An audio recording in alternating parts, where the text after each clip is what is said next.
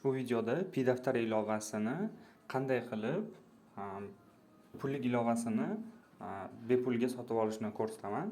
Buning uchun biz referral hisob yoki referral tizim degan narsa ishlab chiqqanmiz.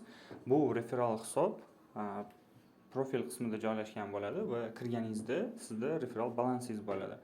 O'sha referral balansni to'ldirish uchun yoki balansingizga pul tushishi uchun siz do'stlaringizni taklif qilishingiz kerak.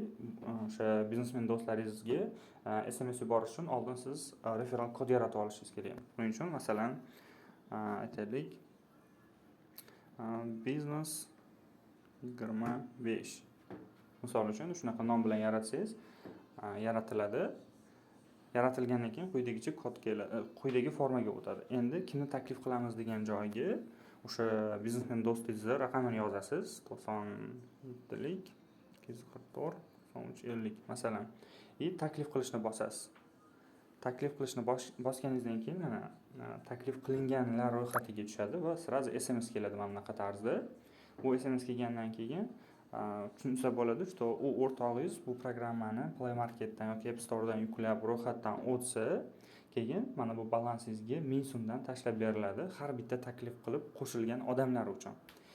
Endi agar u nimadir pullik tarif sotib oladigan bo'lsa, 10% ni ham sizlarga, ular sotib olgan 10% ni ham sizlarga tashlab beramiz.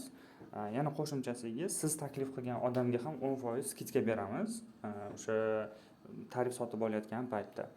Endi shunaqa tarzda taklif qilib siz pullik tariflarni ishlatishda ekonom qilishingiz mumkin bo'ladi.